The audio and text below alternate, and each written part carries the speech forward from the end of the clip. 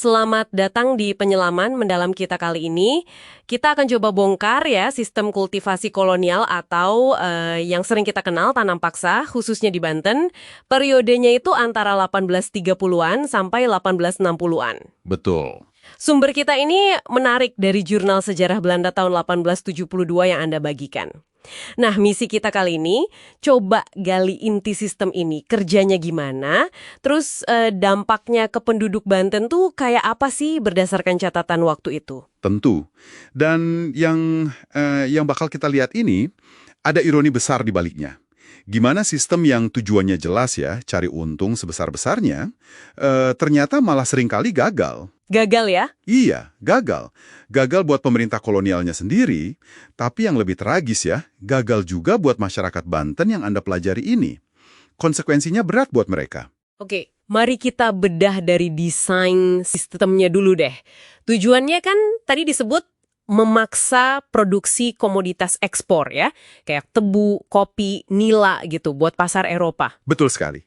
Caranya itu mewajibkan penduduk nanam tanaman ini di tanah mereka sendiri, bukan milih gitu ya? Ya, kuncinya itu paksaan.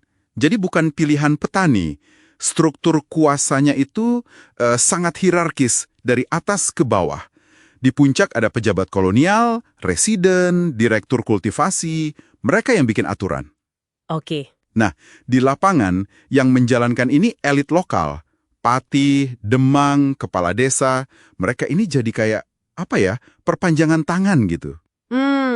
Perpanjangan tangan ya? Dan sumber Anda ini mencatat, mereka seringkali manfaatin posisi ini buat keuntungan pribadi. Oh iya, ada contohnya? Ada. Disebutin tuh ada patih yang ambil lahan subur punya warga buat proyek dia sendiri. Atau Demang yang tiba-tiba nguasain tanah jati setelah proyek penanaman jatinya gagal. Wah. Terus, pengusaha swasta yang terlibat juga, nekan banget. Bayar upah misalnya cuma 16 duit per 100 batang tebu.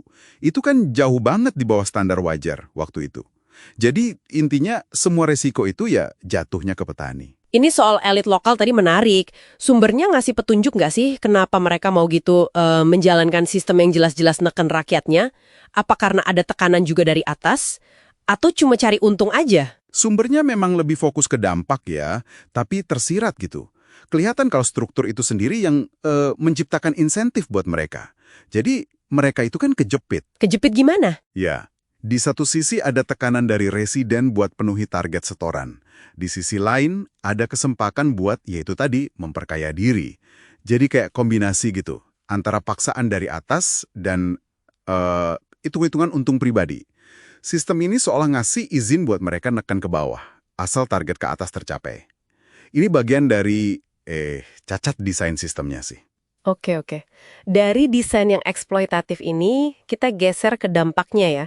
Kalau kita coba bayangin jadi petani Banten waktu itu, rasanya kayak kehilangan segalanya mungkin ya. Sumber hidup utama, tanah leluhur, bisa hilang gitu aja. Tepat sekali. Bayangin aja, sawah dan tegalan yang biasanya buat nanam padi buat makan keluarga, itu diambil paksa. Diambil paksa. Ya, buat ditanami komoditas ekspor tadi. Kompensasinya, kalaupun ada, seringkali cuma pembebasan pajak tanah. Nilainya kecil banget dibanding hilangnya sumber penghidupan utama mereka. Wah, nggak sebanding ya?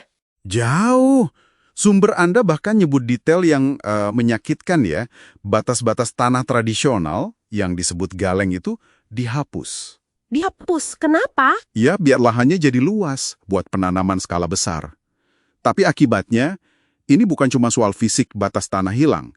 Ini menghapus sejarah kepemilikan turun-temurun. Dan bikin susah banget kalau mau balikin tanah itu lagi. Bahkan kalau proyek tanamannya udah berhenti, petani jadi kehilangan hak definitif atas tanah mereka. Terus kondisi kerjanya sendiri gimana? Wah, berat banget.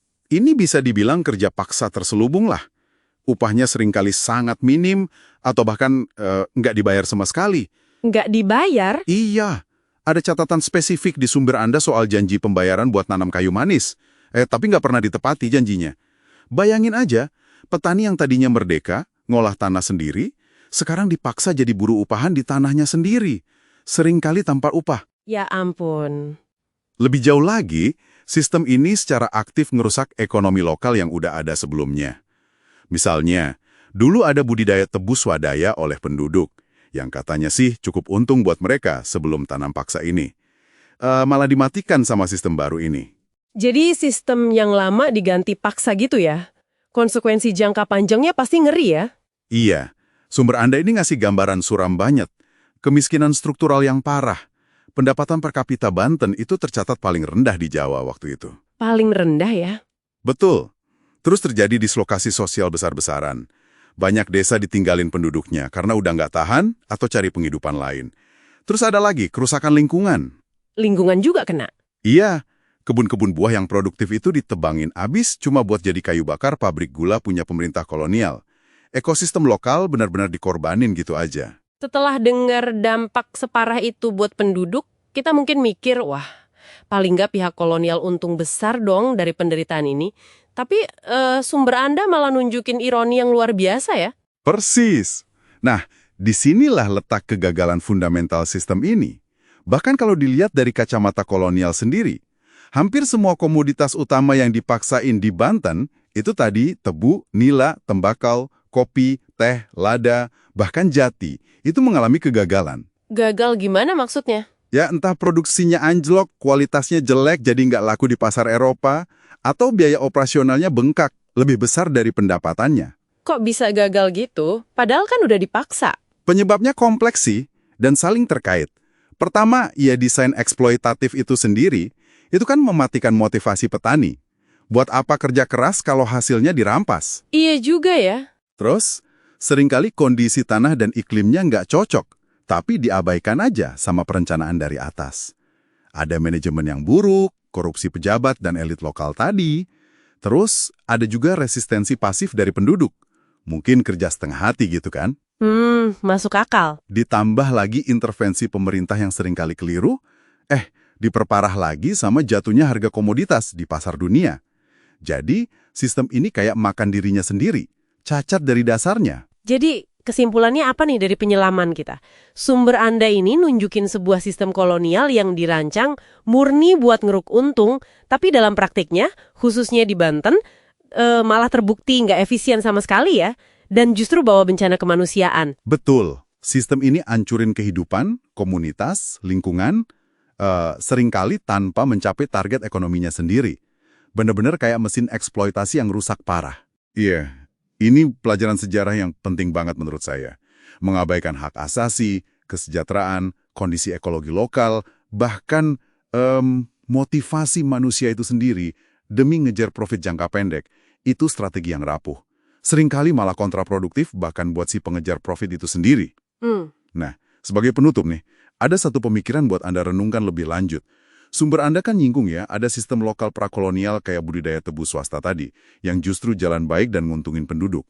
Coba bayangin deh, kira-kira gimana ya alur sejarah Banten atau mungkin Indonesia kalau pendekatan kolonialisme waktu itu adalah kolaborasi, gitu, yang menghargai sistem lokal, bukan paksaan dan eksploitasi total. Wah, itu pertanyaan menarik untuk direnungkan ya. Terima kasih banyak atas penjelasannya.